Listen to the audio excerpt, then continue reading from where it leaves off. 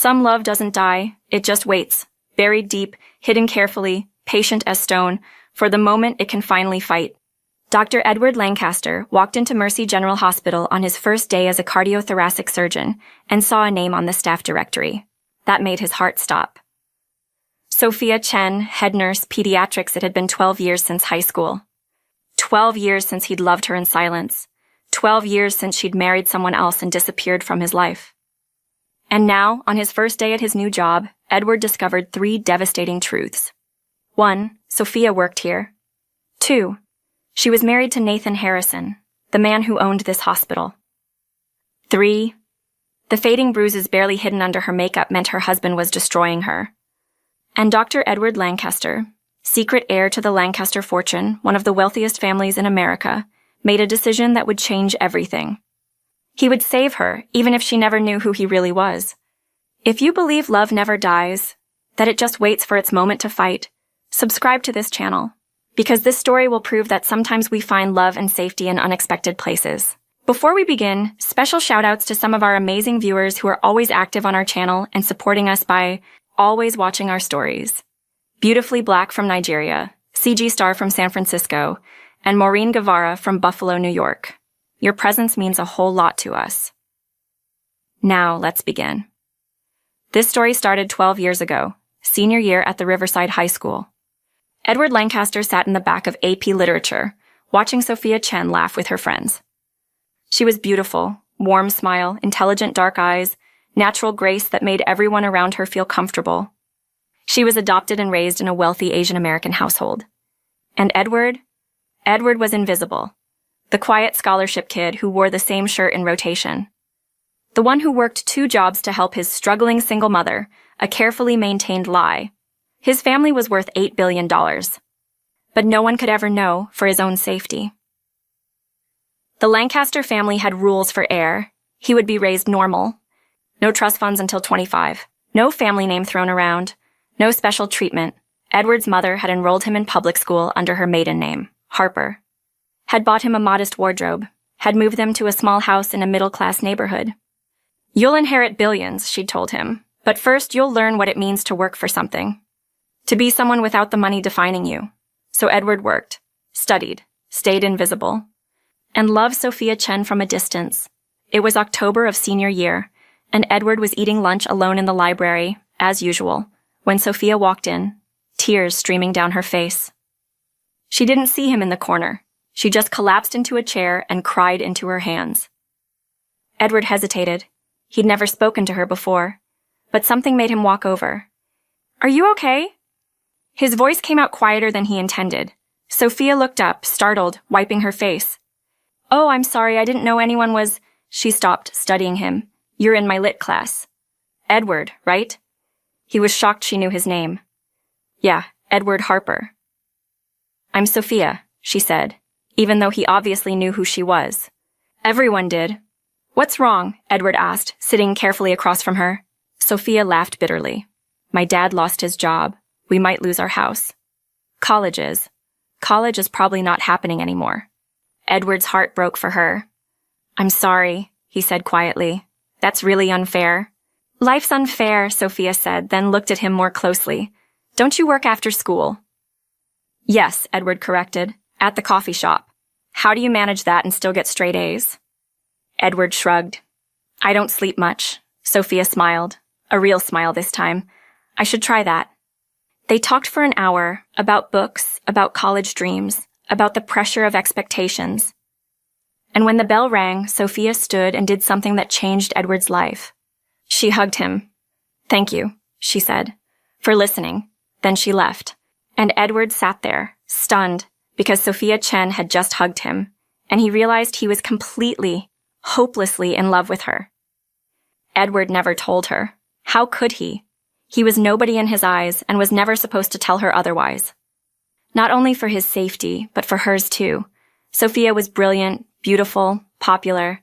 She had a future, so he loved her in silence, watched her from across classrooms, helped her with calculus homework when she asked, the only time they ever really talked. He hoped she would still be there and choose him when he was finally free. But he died a little inside when 3 months before graduation, Sophia started dating Nathan Harrison. Nathan was everything Edward wasn't. Wealthy, confident, charming. From a family that owned half the hospitals in the state. He was 22, already graduated from college, working in his family's business.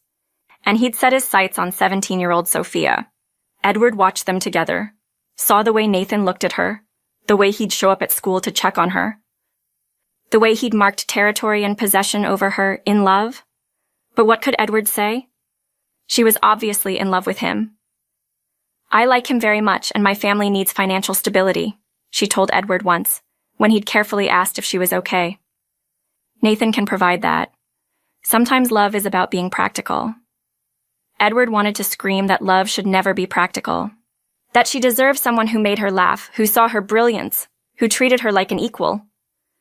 But he said nothing, because he loved her too much to let go. Edward stood alone at graduation night, watching Sophia accept her diploma. She'd gotten a full scholarship to nursing school, her dream. She was going to be okay. And Edward was going to Harvard Medical School, also on scholarship.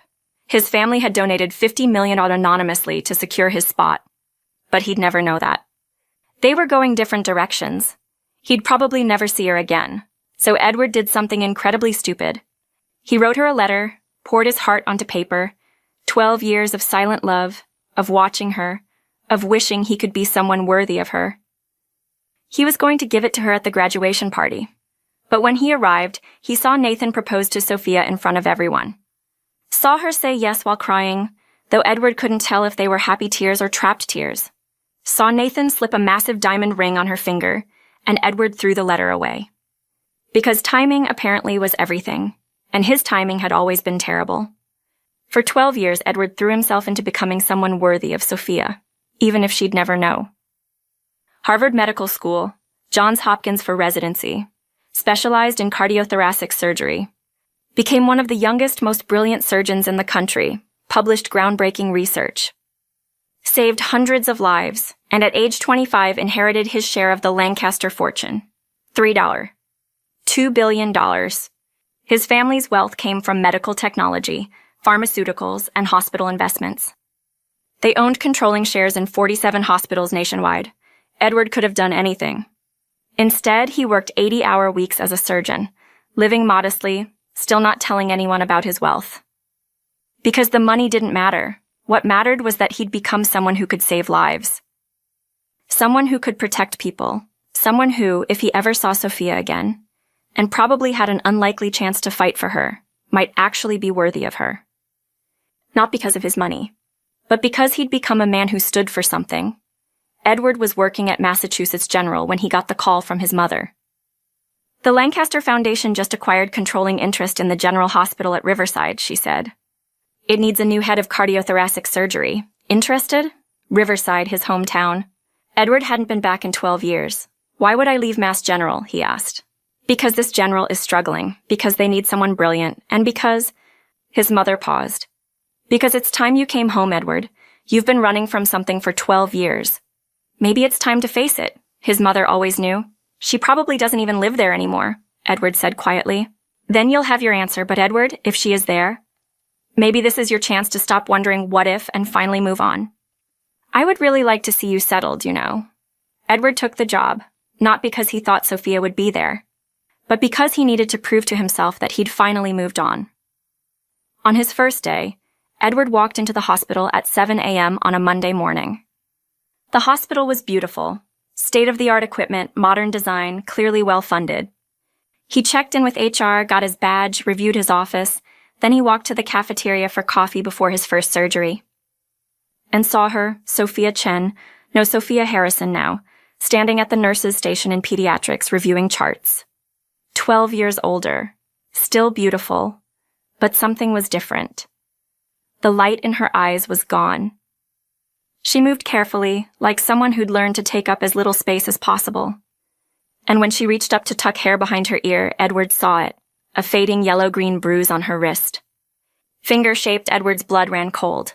Edward didn't approach Sophia that first day. Instead, he did research, asked casual questions of staff, reviewed hospital hierarchy, did background checks. What he learned made him sick. Nathan Harrison owned this general hospital. His family's company, Harrison Medical Group, owned it outright. Nathan was known for being hands-on, showing up randomly, micromanaging, making staff uncomfortable. Several nurses had quit over the years citing hostile work environment, and Sophia? Sophia had worked here for 10 years, never missed a day, never complained, never caused problems. The perfect employee, the perfect wife, the perfect victim. Edward pulled her medical records, ethically questionable, but he was on the hospital board as a major shareholder. Through his family's foundation, technically, he had access. 3 ER visits in the past 5 years. Broken wrist, fell downstairs, concussion, hit head on cabinet, cracked rib, car accident. All treated, all explained away, all ignored, because when your husband owns the hospital, who do you report abuse to? Edward sat in his office at midnight, staring at Sophia's medical records, and made a vow. He would save her, however long it took, whatever it cost. He would save the woman he'd loved for 12 years. Edward engineered their first meeting carefully. He requested a consult on a pediatric cardiac patient, which required coordination with the pediatrics department. Sophia was assigned to his case. She walked into his office with a patient chart, professional and composed. Dr. Lancaster, I'm Sophia Harrison, head nurse in pediatrics. You requested... She stopped mid-sentence, staring at him. Recognition flickered across her face. Edward? Her voice was shocked. Edward Harper? He smiled gently. It's Lancaster, actually. Harper was my mother's maiden name. But yes, hi, Sophia. Oh my God. Sophia sank into a chair, stunned. I thought, you disappeared after graduation. I tried to find you once, but there was no Edward Harper at Harvard or... I went by Edward Lancaster at university. Family reasons, it's complicated. 12 years, Sophia said, studying him. You look so different, more, grown up. So do you, Edward said honestly. You're beautiful. Sophia flinched, actually flinched at the compliment. Red flag number 1000. Thank you, she said quietly, then shifted back to professional mode. About the patient. They discussed the case for 20 minutes. Edward watched her carefully, saw how she knew every detail of every patient, how she advocated fiercely for the children, how she was brilliant and compassionate and exactly who he remembered. But he also saw how she kept her left hand hidden, hiding a wedding ring or hiding bruises. How she startled when his phone rang. How she checked the time obsessively. I should go, Sophia said suddenly.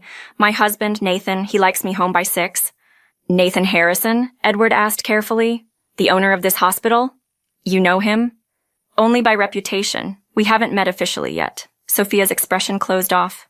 He's very involved in hospital operations, very dedicated. The way she said it felt like a warning. Stay away from my husband. He's dangerous. Well, Edward said casually, I look forward to working with you, Sophia. It's really good to see you again. You too, Edward, she smiled, but it didn't reach her eyes. Then she left, walking quickly like someone who'd stayed too long, and Edward sat in his office, hands shaking with fury. Because he'd seen the fear in her eyes, the way she'd checked the time like a prisoner watching the clock. The way she'd flinched at a compliment. Nathan Harrison was hurting her, and Edward was going to end him. Edward met Nathan Harrison 2 days later. Nathan swept into the hospital like he owned it, because he did, and demanded a meeting with the new hotshot surgeon everyone's talking about.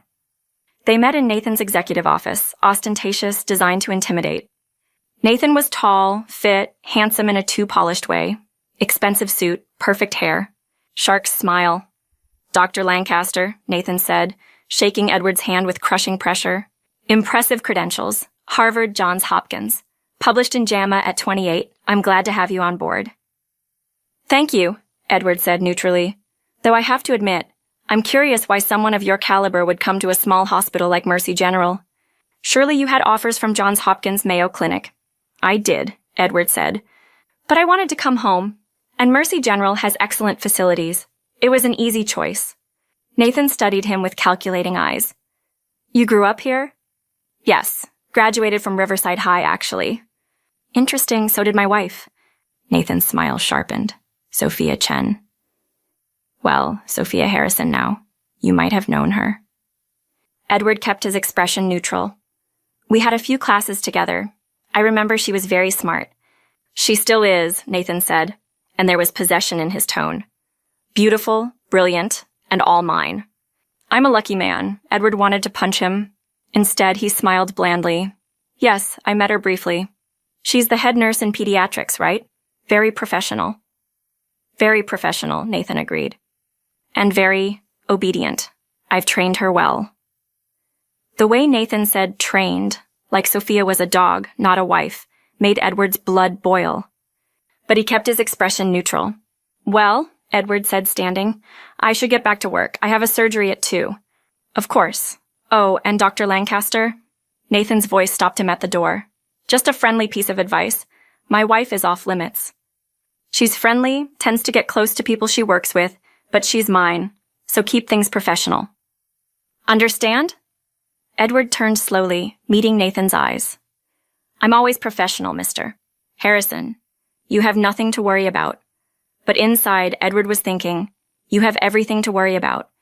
Because I'm going to take her away from you, and there's nothing you can do to stop me. Edward couldn't just swoop in and rescue Sophia. Nathan was too powerful, too connected, too controlling. If Edward approached this wrong, Nathan would hurt Sophia worse, or take her daughter. Edward had learned about 10-year-old Lily through his research, and disappear. So Edward formed a careful plan. Phase 1, establish presence, make himself indispensable at the hospital. Build relationships with staff, become someone people trust. Phase 2, document Nathan's abuse quietly. Gather evidence that even Nathan's money and connections couldn't dismiss.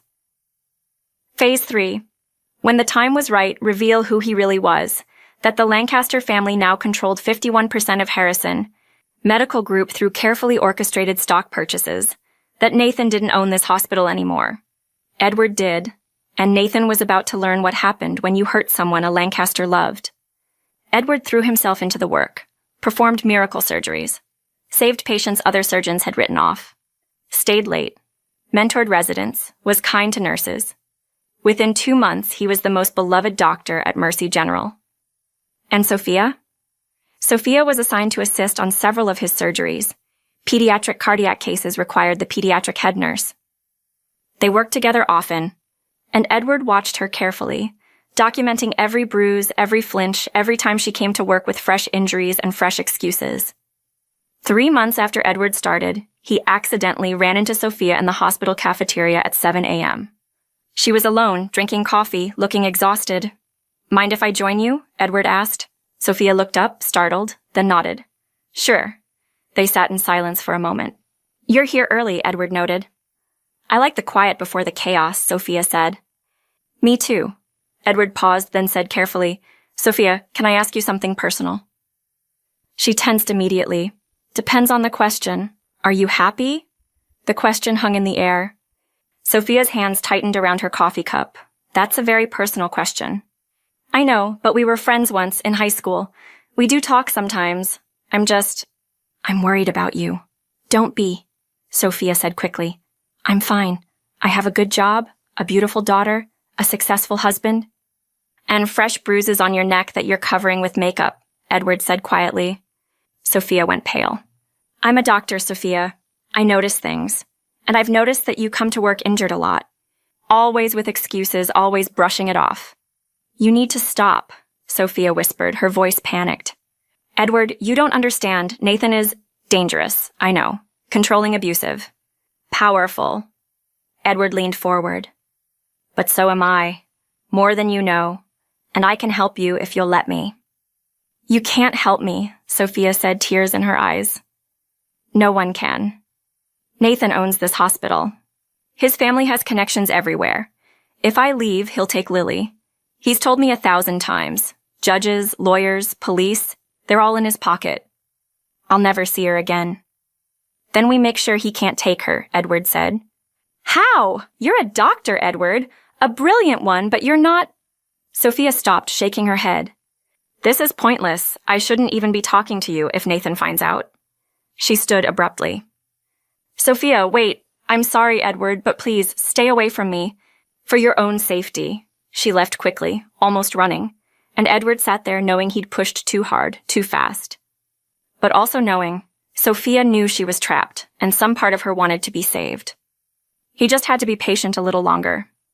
But Nathan noticed the unusual closeness and started showing up at the hospital more. Hovering, watching, making his presence known. One day, Edward walked past Nathan's office and heard yelling. Sophia's voice, "I was just reviewing a patient chart with him. That's my job." Nathan's voice, "Your job is to do what I say, and I say stay away from Dr. Lancaster. He's a colleague. I have to work with—" A sharp sound, a slap. Sophia's cry of pain. Edward's hand was on the door handle instantly, but someone grabbed his arm. Dr. Chen, an older surgeon. "Don't," Dr. Chris whispered urgently. "You'll make it worse for her. He's hitting her, and if you burst in there, he'll take it out on her later." When there are no witnesses, "You want to help her? Help her another way, but don't be a hero, and hero will get her killed." Edward's hands shook with rage, but he forced himself to step back. Dr. Chris was right. But God, it was hard to walk away. Edward met Lily Harrison by accident. She'd come to the hospital after school to wait for her mother's shift to end, apparently a regular occurrence. She was sitting in the pediatric waiting room, doing homework, when Edward passed by. "Are you Dr. Lancaster?" she asked suddenly. Edward stopped. "I am, and you are?" "Lily Harrison. My mom is Sophia Harrison. She talks about you sometimes." Edward's heart skipped. "She does?" "She says you were nice to her in high school, that you were the only person who listened when she was upset." Lily studied him with intelligent eyes, Sophia's eyes. "Are you going to help her now?" "Help her with what?" "With my dad." Lily's voice dropped to a whisper. "He hurts her." "A lot, and she thinks no one can stop him because he's rich and powerful. But you're a doctor." "Doctors help people, right?" Edward felt his chest constrict. "Lily, does your father hurt you too?" "No, it's mostly just Mom. I'm not important enough to bother with most of the time." The casual way she said it, like she'd accepted it as fact, broke Edward's heart. "You're very important," Edward said firmly. "And your mother is trying to protect you the only way she knows how." "By staying with him," Lily said bitterly. "I heard her once talking on the phone to someone. She said she can't leave because he'll take me away, but I don't want her to stay." "I don't want him to hurt her anymore." Tears streamed down Lily's face. "I just want someone to save her." "Please, can you save her?" Edward pulled Lily into a hug, breaking about 17 professional boundaries, and made a promise. "Yes, I'm going to save your mother, I promise you, Lily. I'm going to get you both away from him." "How?" "You let me worry about that, but I need you to do something for me." "What?" "If things get really bad, if you ever think your mother is in serious danger, you come find me. Day or night, you find me and I'll help, okay?" Lily nodded against his chest. "Okay." Sophia found them like that, Edward hugging her crying daughter. "Lily." She rushed over. "What's wrong? What happened?" Lily pulled away quickly. "Nothing, Mom. I fell and Dr. Lancaster helped me." It was a smooth lie, practiced from years of covering for her mother. Sophia didn't believe it, but she didn't push. "Thank you, Dr. Lancaster," she said formally. "Lily, let's go. Your father is waiting." Fear flashed across both their faces at the mention of Nathan. Edward watched them leave, Sophia's hand protectively on Lily's shoulder, and he thought, time's running out. "I need to move faster." Edward was reviewing surgical notes at 11:47 p.m. when his office door opened. He looked up, expecting a resident with a question. Instead, Sophia stood in his doorway. And she looked like she'd walked through hell to get there. "Sophia?" Edward was on his feet instantly. "What?" "I need your help." Her voice cracked on the last word. Edward's eyes cataloged the damage immediately. Years of medical training made it automatic, but his heart shattered with every detail. Fresh bruises on her face, purple, black, and swollen. She'd tried to cover them with makeup, but the fluorescent lights revealed everything. Split lip, still bleeding slightly. The way she held her left arm carefully against her ribs, protecting broken or cracked bones. But worst of all, the look in her eyes, pure, desperate terror. "Close the door," Edward said, his voice steady despite the rage building in his chest. Sophia did, then collapsed against it, sliding down to sit on the floor, her whole body shaking with silent sobs. Edward was beside her in seconds, kneeling, careful not to touch her in case she had injuries he couldn't see. "Sophia, talk to me. What happened?" "He took her," Sophia whispered, and the devastation in those 3 words made Edward's blood run cold. "He took Lily. I don't know where. Slow down, Edward said gently, though every instinct screamed at him to find Nathan Harrison and tear him apart. Start from the beginning. Sophia's words came out in broken fragments, interrupted by tears and gasps for air. She'd finally done it. After 10 years of abuse, of silence, of fear, she'd finally found the courage. I told him I was leaving, Sophia said, her voice hollow. I've been saving money. Secretly for 2 years. I have enough for an apartment far away, for a lawyer. I finally had enough. She looked up at Edward with red, swollen eyes. I thought if I could just get Lily and run, we could disappear before he realized. But Lily heard us arguing, and she... Sophia's voice broke completely. She stood up to him. My 10-year-old baby stood between me and Nathan and said, "You can't hurt my mother anymore." Edward felt his throat close. What did he do? He laughed. Sophia's hands clenched into fists. He laughed and said, "You want to leave? Fine. But you're not taking my daughter." And he grabbed Lily and locked her in his car. Told me if I call the police, if I tell anyone, he'll disappear with her. He has a private plane, Edward. Connections everywhere. He can take her to another country and I'll never see her again. Where is he now? Edward asked, his mind already working through scenarios, plans, solutions. I don't know. He drove off with her 2 hours ago, he said. Sophia choked on a sob. He said I'll never see her again until I came to my senses and remembered my place. She looked at Edward with desperate, hopeless eyes. I didn't know where else to go. I can't call the police. He owns half of them. I can't call CPS. His family has connections there too. You're the only person I could think of who might. Who might help, Edward finished firmly. And I will. Sophia, look at me. She did. I'm going to get Lily back. I'm going to make sure Nathan never touches either of you again. Do you trust me? I don't even know you anymore, Sophia whispered. It's been 12 years. You're not the boy I knew in high school. You're still the same person who sat with you in the library when you were crying, Edward said gently. Still the same person who wanted nothing more than to see you safe and happy. The only difference is now I have the resources to actually help. He stood, pulling out his phone. Stay here. Lock the door after I leave. Don't open it for anyone but me, understand? Where are you going? To get your daughter back. Edward stepped into the hallway and immediately called Victor Kane, the private investigator he'd hired months ago to document Nathan's abuse. Victor, I need you now. Nathan Harrison has kidnapped his own daughter. I need her location within the hour. I'm on it, Victor said, no questions asked. Give me 20 minutes. Next, Edward called his family's lawyer, not just any lawyer, but Margaret Seath, the woman who'd helped the Lancaster family navigate corporate acquisitions worth billions. Margaret, it's Edward. I need you to do something for me tonight, now. What do you need? I need emergency custody papers drawn up for Sophia Harrison to retain full custody of her daughter Lily Harrison. And I need documentation ready to file charges against Nathan Harrison for domestic violence, child endangerment, and kidnapping. That's aggressive, Edward. Do you have evidence? I have few documented abuse. Medical records, photos, witness statements. And as of tonight, he's taken the child against the mother's will as leverage. Margaret was silent for a moment. I'll have the papers ready in an hour, but Edward, if you're going up against Nathan Harrison, you need to be prepared. His family has connections. His family doesn't own 51% of Harrison Medical Group anymore, Edward interrupted. The Lancaster Foundation does, as of last week. Nathan just doesn't know it yet. Margaret laughed, sharp and approving. Oh, this is going to be fun. I'm on it. 20 minutes later, Edward returned to his office to find Sophia exactly where he'd left her, sitting on the floor, arms wrapped around her knees, rocking slightly. She looked up when he entered, hope and fear warring in her eyes. I found her, Edward said, and watched relief crash over Sophia like a wave. Where? Nathan's family estate, about 40 minutes outside the city. He's got her there with private security. Edward knelt beside her. But we're going to get her tonight. How? If he has security? Then we'll bring our own. Edward's smile was cold. Sophia, there's something I need to tell you. Something I should have told you 2 months ago when I first came back. What? My full name is Edward Lancaster. My family owns the Lancaster Foundation, one of the wealthiest medical foundations in the country. We own hospitals, pharmaceutical companies, medical technology firms, and as of a week ago, We own controlling interest in Harrison Medical Group. Sophia stared at him. What?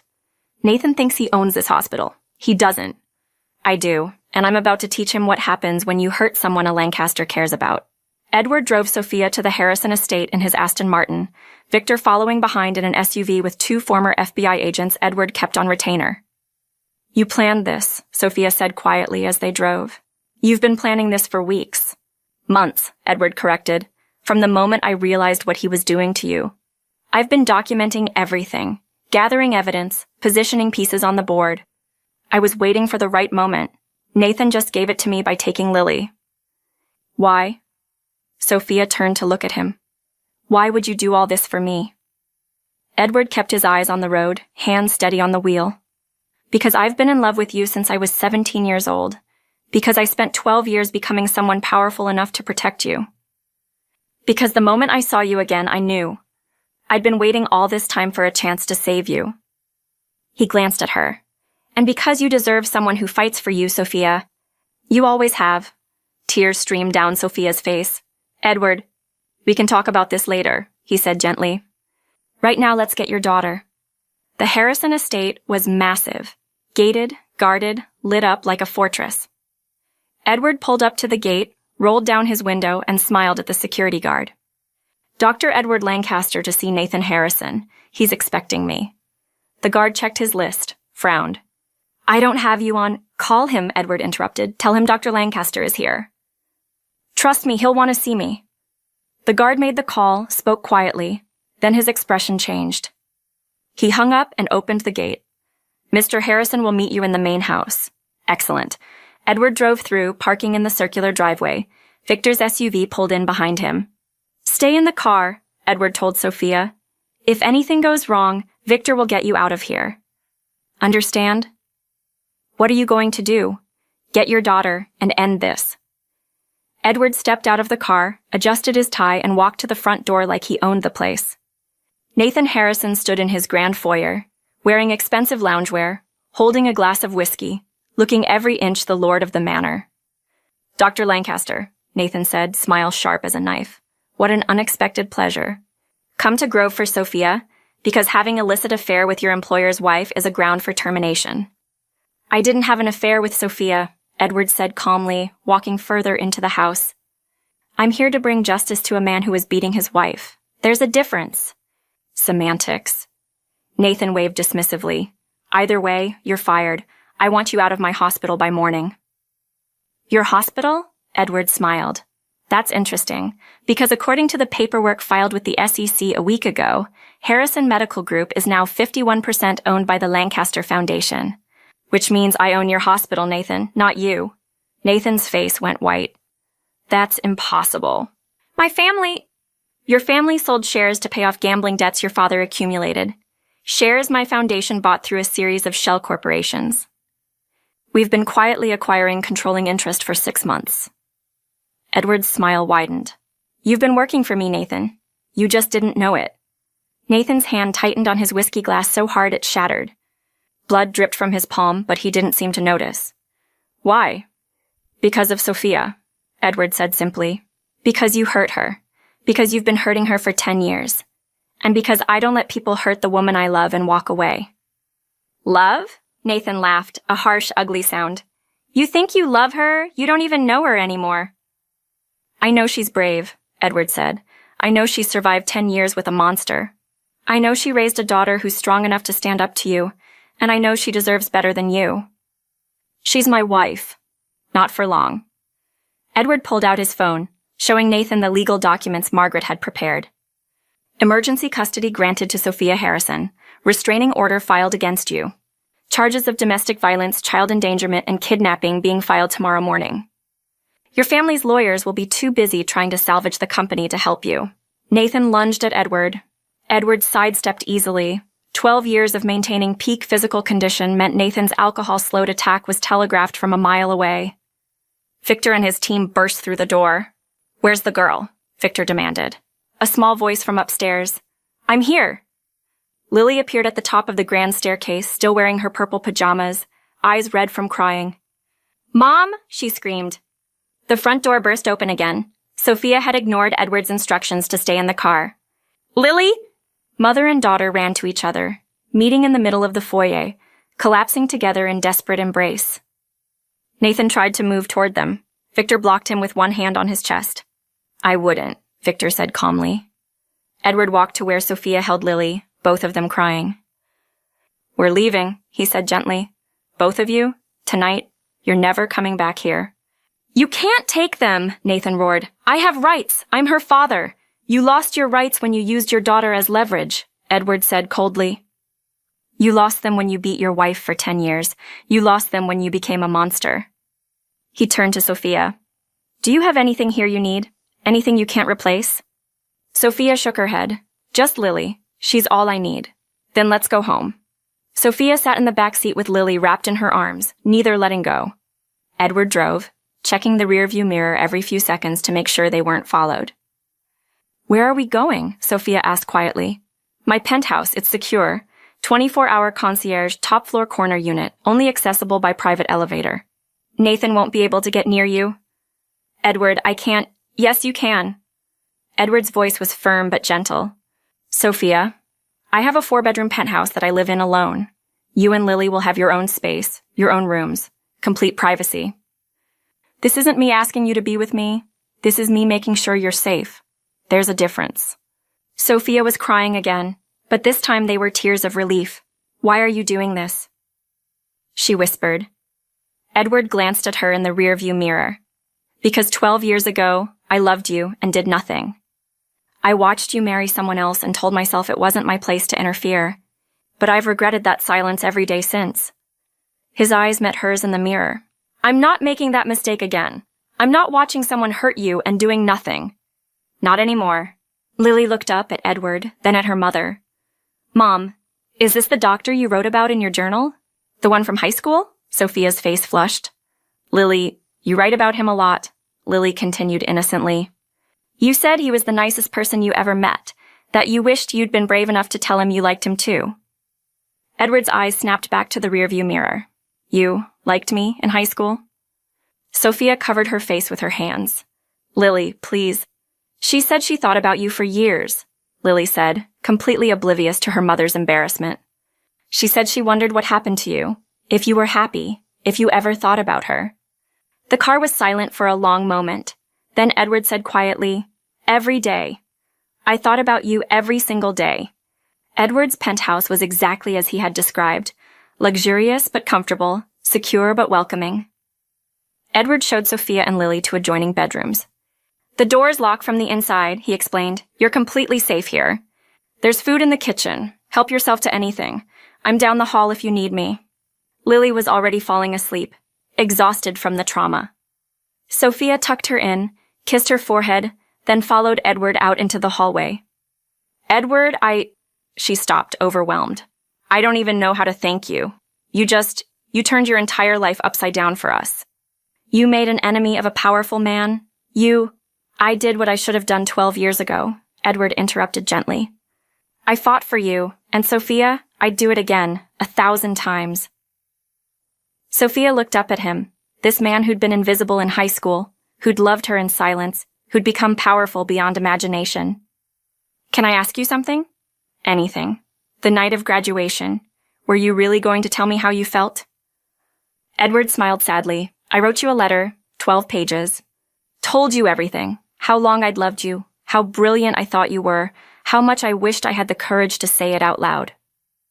He paused. I was going to give it to you at the party. But then Nathan proposed. And I threw the letter away.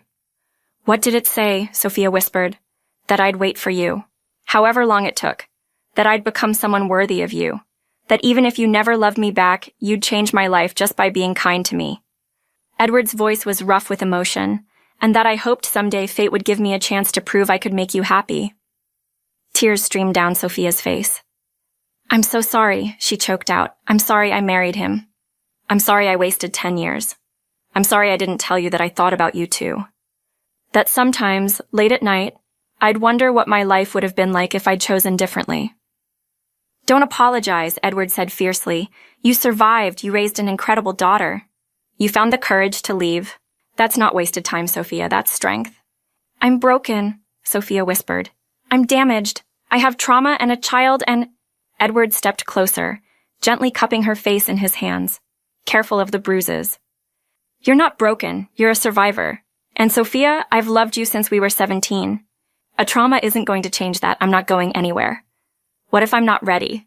She asked, her voice small. What if it takes years before I can even think about being with someone? Then I'll wait years, Edward said simply. I've gotten very good at waiting. Sophia laughed through her tears, a broken, beautiful sound. You're insane. About you? Absolutely. And standing in the hallway of his penthouse at 3 a.m. with Sophia bruised and broken but finally free, Edward thought, this is what I've been waiting for. Not to save her, but to see her save herself. And to be there to catch her when she did. 2 days later, the legal battle started. Nathan fought back with everything he had, expensive lawyers, character witnesses, claims that Sophia was unstable, that Edward had manipulated her, that the whole thing was a conspiracy. But Edward had something Nathan didn't. The truth. Medical records spanning 10 years. Photographs of injuries, testimonies from hospital staff who'd seen Sophia come to work bruised and broken. Lily's statement to Child Protective Services about what she'd witnessed, and Edward's documentation. 2 months of careful observation, of recording every instance of abuse, of building an unbreakable case. The judge took one look at the evidence and didn't hesitate. Full custody to Sophia. Restraining order against Nathan. 500 feet minimum. No contact of any kind. Nathan was also formally removed as CEO of Harrison Medical Group.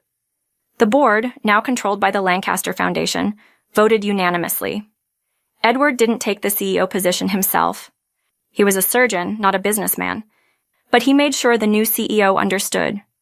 Any employee experiencing domestic violence would have full support. Legal aid, counseling, protected leave. Whatever they needed, Sophia's suffering would mean something. It would help others escape. Sophia started therapy. Twice a week, working through trauma, learning to recognize her own strength, slowly rebuilding her sense of self. She and Lily moved into their own apartment, smaller than Edward's penthouse, but theirs. A space they could control, where they made the rules. Edward helped them move in, then stepped back. Gave them space, but he was always there when Sophia needed him. Late-night phone calls when the nightmares got bad. Coffee dates where they just talked. About nothing, about everything. Dinner with Lily, who'd adopted Edward as her honorary uncle and peppered him with questions about surgery and medical school. Edward never pushed, never asked for more than Sophia was ready to give, just existed in her orbit. Patient kind, constant. 6 months after the night Edward had rescued Lily, Sophia called him. Hey, she said, her voice nervous. Are you free Friday night? I can be. What's up? I think I'm ready. To try. If you still want to. Edward's breath caught. Sophia, are you sure? There's no pressure. I'm sure, Sophia interrupted.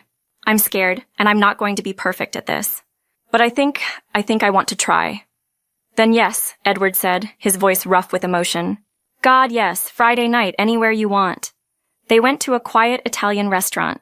Nothing fancy, just good food and better conversation. Sophia was nervous at first, jumping every time someone walked by their table, scanning the room constantly for threats. But Edward was patient. He kept the conversation light, made her laugh, reminded her why she'd liked him in the first place. And when he walked her to her door at the end of the night, he didn't try to kiss her. Just squeezed her hand gently. Thank you, he said, for trusting me with this. Sophia looked up at him. This man who'd waited 12 years, who'd fought for her, who'd asked for nothing in return. Edward, yeah? I think I'm falling in love with you. Finally, properly, the way I should have 12 years ago. Edward's smile was brighter than the sun. Yeah? Yeah.